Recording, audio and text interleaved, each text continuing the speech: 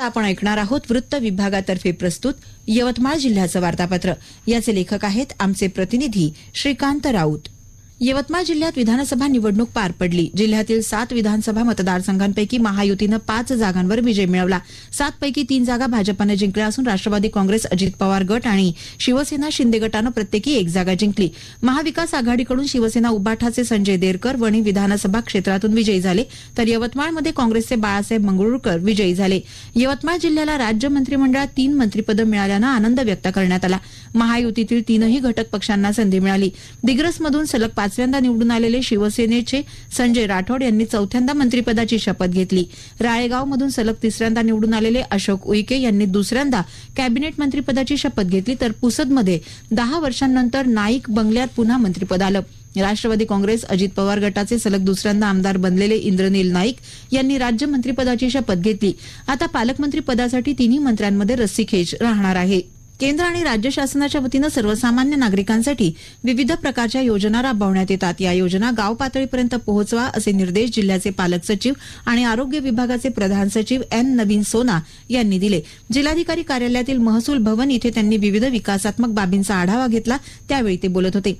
ऊर्जा संवर्धनाबाबत नागरिकांचा सहभाग आणि जनजागृती करता काढण्यात आलेल्या ऊर्जा संवर्धन रथाला जिल्हाधिकारी डॉक्टर पंकज आशिया यांनी हिरवी झेंडी दाखवून शुभारंभ केला.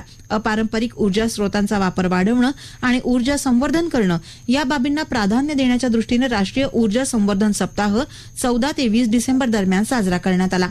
भविष्यात निर्माण होऊ घातलेल्या ऊर्जा संकटाबाबत जनतेमध्ये जागृती करणं आणि अपारंपरिक ऊर्जा स्रोतांच्या वापराविषयी प्रबोधन होण्यासाठी महाऊर्जा कार्यालयाकडून ऊर्जा संवर्धन रथयात्रेचं आयोजन करण्यात आलं. जिल्ह्याचे पालक सचिव तथा आरोग्य विभागाचे प्रधान सचिव नवीन सोना यांनी यवतमाळ शहराजवळ असलेल्या सावरगड प्राथमिक आरोग्य केंद्राला भेट दिली. यावेळी त्यांच्या हस्ते हँडी एक्स-रे मशीनचं लोकार्पण करण्यात आलं. दिनांक 19 ते 24 डिसेंबर या कालावधीमध्ये सुशासन सप्ताह प्रशासन गाव की मोहिमेअंतर्गत कार्यक्रमाचं आयोजन करण्यात आलंय. या मोहिमेचा उद्देश सुशासनाला चालना देण्यासाठी आहे.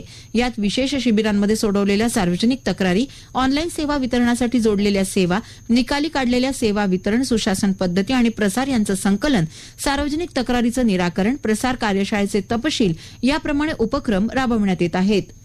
जिल्ह्यातील सर्व न्यायालयांमध्ये आयोजित राष्ट्रीय लोक अदालतीस प्रचंड प्रतिसाद लाभला. यामध्ये 16,259 प्रकरणं आपसी तडजोडीनं निकाली निघाली. सर्व प्रकरणांची तडजोड मूल्य 23,67,00,000 इतकं आहे. विशेष म्हणजे 11 जोडप्यांचा संसार लोक अदालतीनं सावरला.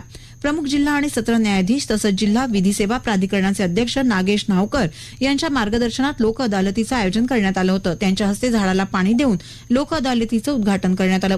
जिल्ह्यातील सर्व पोस्ट ऑफिसेसद्वारे दिनांक 9 डिसेंबरपासून आरडी खातं घरोघरी ही विशेष मोहीम हाती घेण्यात आली आहे.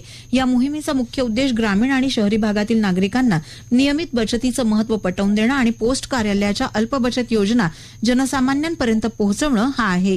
शासनाच्या सूचनेनुसार जिल्ह्यात 100 दिवस क्षयरोग शोध मोहीम राबवण्यात येते. ही मोहीम 7 डिसेंबर ते 24 मार्च म्हणजे जागतिक क्षयरोग दिनापर्यंत चालणार आहे. जिल्हा शल्य चिकित्सक कार्यालय परिसरातील जिल्हा स्त्री रुग्णालयात या मोहिमेचं उद्घाटन झालं. एकात्मिक आदिवासी विकास प्रकल्प पांढरकवडा येथील प्रकल्प अधिकारी सुहास गाडे यांच्या संकल्पनेतून टिपेश्वर अभयारण्याच्या वेशीवर असलेल्या अंधारवाडी या आदिवासी गावात आगळा वेगळा उपक्रम साकारण्यात आला.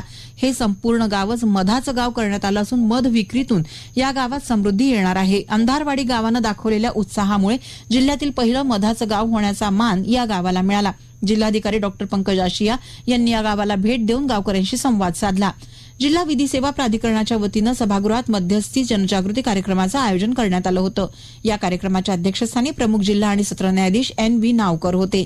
या शैक्षणिक सत्रात प्रवेशित मागासवर्गीय विद्यार्थी जातवैधता प्रमाणपत्र अभावी शिक्षणापासून वंचित राहू नये, त्यांना पुढील शिक्षणाकरता प्रमाणपत्र विहित वेळेत उपलब्ध व्हावं यासाठी जात पडताळणी समितीच्या वतीनं विशेष मोहीम राबवण्यात आली.